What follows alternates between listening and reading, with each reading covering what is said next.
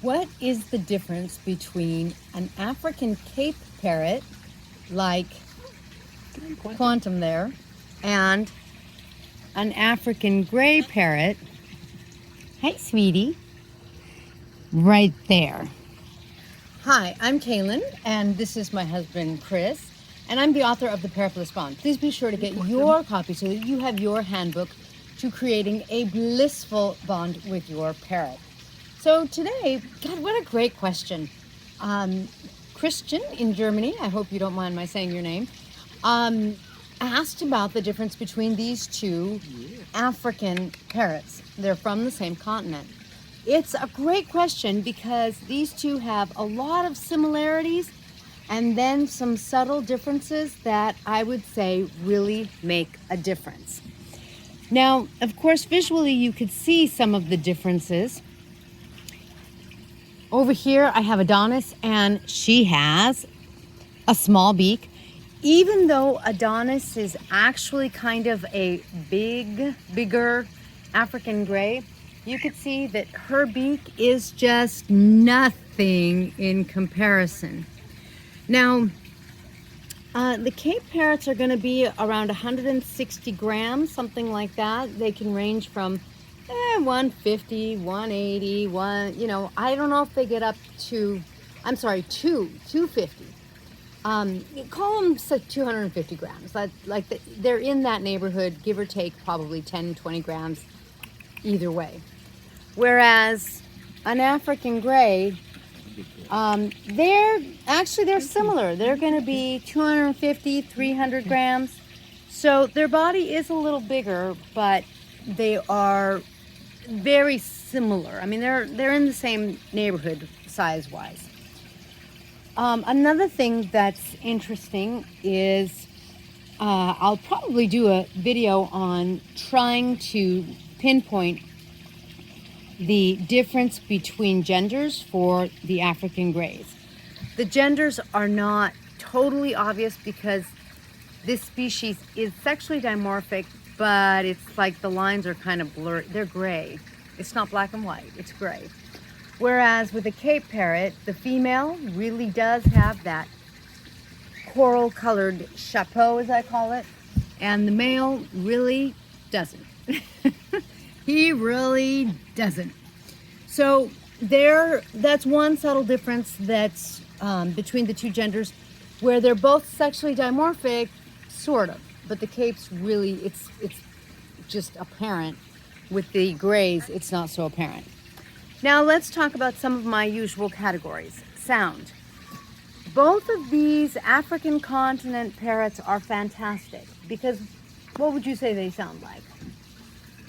Well, of course, the Africans can sound just about like anything they want to sound. Sometimes they sound like songbirds. Sometimes they can have loud shrieks. Sometimes they sound like your cell phone, your microwave.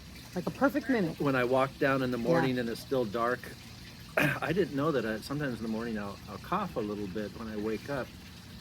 Now I know I do because every time I walk down I hear coughing downstairs, and it's our African gray Zeus greeting me. Yeah. So, and when we say we take the dog out and try to get her to come back in the house, we hear this, come here.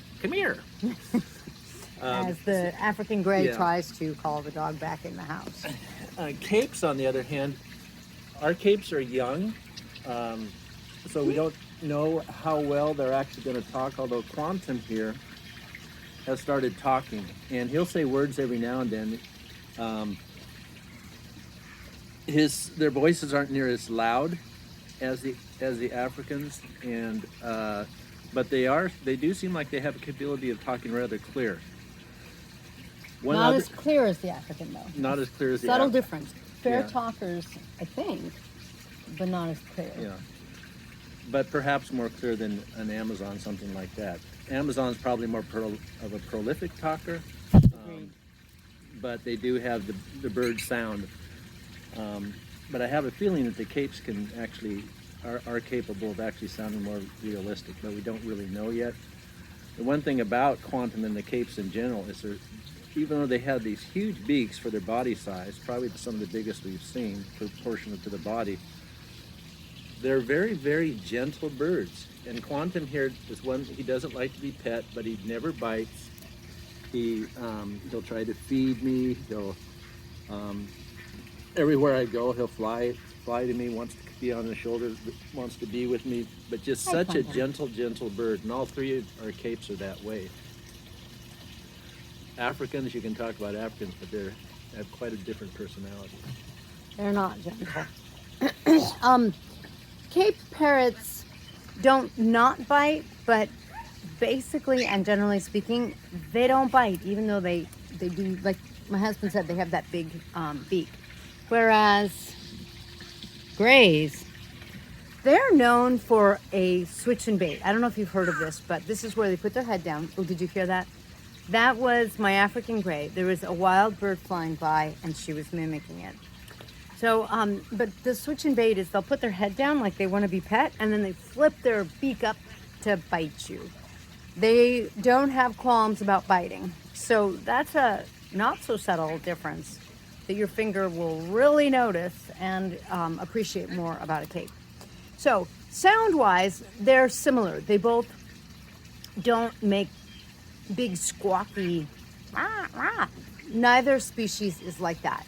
They're actually a little quieter, or if they make noise, the capes, I guess the capes they're more chitty chatty during the day, except they're not chitty chattering, they're going. And it seems like their natural sound is actually very high pitched. It sounds like a small Yes. bird, but it's not very loud. They actually sound more Right. like they're tweeting sometimes. Yeah. And Macy down there, who's the female, she's really bonded to Kaylin, and in the morning she will call Kaylin, and you'll hear this little high-pitched tweet. It's very cute, actually. Calling Macy. Kaylin, wanting her to come downstairs to Come say, here. I'm awake, come give me here. attention. Is that what you do? Yes, it is. So there's the sound difference and the talking differences for you. Next, let's talk about diet. For your purposes, as far as taking care of your parrots, their diet's going to be the same.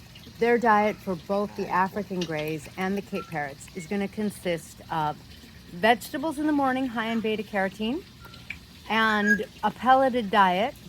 And I was reading my pellets ingredients again. I was revisiting my diet, and I'm not like completely over the moon. I think I'm not even near the moon. So make sure you do your vegetables, because that's really going to give your parrot vegetables instead of just some other products like corn and soy and some grains, which is great. And they do have like the vitamins and minerals in the pellets that they need, but they also just really do need those vegetables, because in some ways, I think that for your parrot, the vegetables are the real food in a way, since it's not grains. So you really want to get those in. So vegetables, pellets, and then number 3, both species, the African gray and the African Cape parrot, are going to need some nut fat, and they're both going to need about half a cup of nuts per day. You can do a macaw mix. I prefer nuts because the nuts are nut fat. The macaw mix has some nuts in it, but it also has seeds in it, and seeds are actually a different kind of fat. So listen to that. If you can hear that whistling, that chittering, that's our Cape. That's what they sound like a lot during the day. So I prefer the nuts.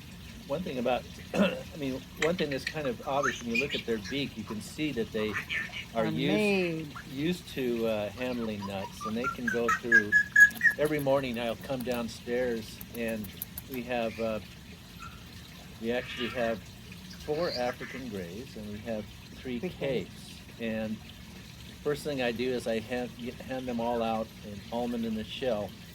And it's pretty cute because they all love them. They all take them. And then The morning crack. In the morning, you hear this crunch, crunch, crunch, and crack, crack, crack of the almonds being cracked. But and we try to give most of their nuts in the shell because that gives them the exercise for the beak. Almonds are good. Pistachios are good. Walnuts are a little bit big for them, I think. of course, our macaws will go through a walnut, like nothing flat. But any of the other nuts, you could probably do hazelnuts and things, but we do mainly almonds and pistachios, and we will put walnuts shelled in their food mix sometimes. Mm-hmm. Yeah, it's nice because those shells help grind their beak down a little bit. Next, let's talk about messiness. How messy is the back of an African gray versus a Cape? When it comes to good bird, did you hear that? She just said good bird. When it comes to the African gray, they make a bigger poopy mess. In other words, if you have an African gray, you're going to be cleaning their cage more, and it's a little more pronounced, if you know what I'm hinting at. A little more poopy. The African capes, I feel like their mess is a little less pronounced.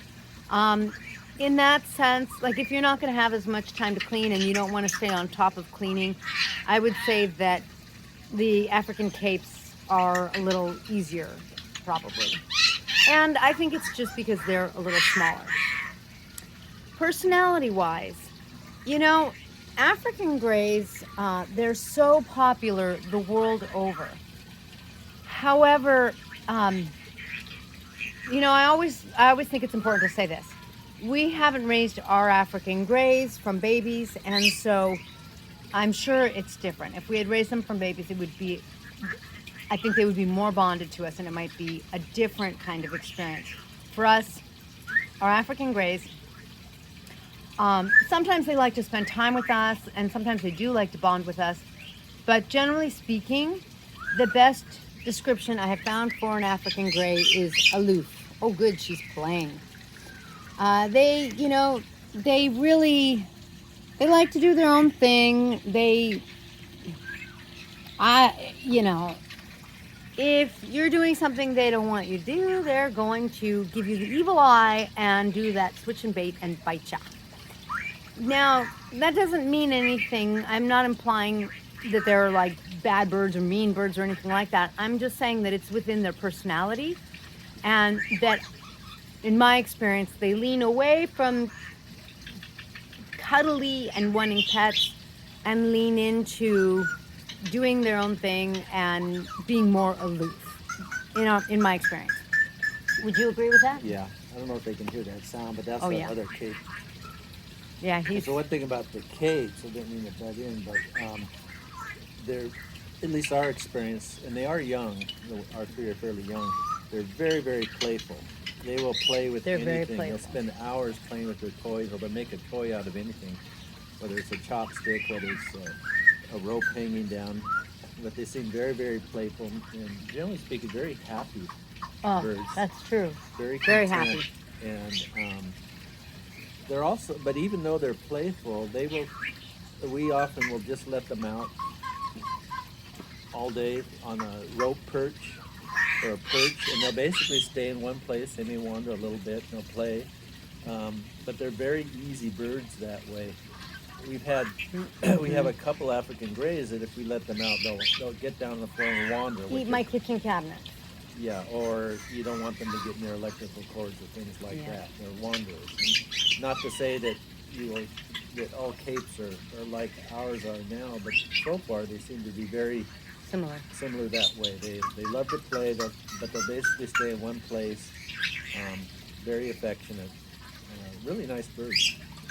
Really nice birds. I think another real significant thing about their personality is that the capes, like you can see, Macy's got her back to Adonis, and Macy's not scared at all. The capes, they are really good at defending themselves if they need to defend themselves. They're really good at not instigating fights with other parrots. Not aggressive at all. They're not aggressive at all, but they're not helpless. So that is another thing that makes them a great pet, because you don't have to worry so much. The African grays, what would you say as far as, they can be a little aggressive, but... If only if someone comes in their territory, they don't seek out. Yeah. We have an Amazon who's young, and he's kind of a teenager. he never bites a human, but he always goes around the house picking fights with birds, and they're play fights. They're not super aggressive, but he'll walk up to a cape and start, yelling at him and acting like he's gonna bite him. The cape just kind of sits there very calm, but if it gets too close, they open their big beak, and he always retreats, but they're never aggressive. They'll never take the offense unless they need to. So that is one difference. The Africans seem, they have their own thing. The grays. The grays, yeah. And they don't necessarily go and seek out fights, but if you go into their cage and they don't want They're you very to, territorial. or if we have another parrot gets on top of a gray's cage, they can get their toes bit very quickly. Yeah. So you got to be careful. You gotta be careful. Now Tesla's being nice and loud for you. Okay, so personality-wise, I think that if you don't have a lot of time to spend with your parrot, I'm not sure either of these would be too great. They do like to have time spent with them, but they're also pretty good at being independent. I think that they would both be great apartment birds. And I don't know if Tesla's ever been so loud. It's kind of funny. Maybe, I don't know. But, so I think that they're both great apartment birds. And so if you've only had an African gray before, I think hopefully we've captured some of the differences.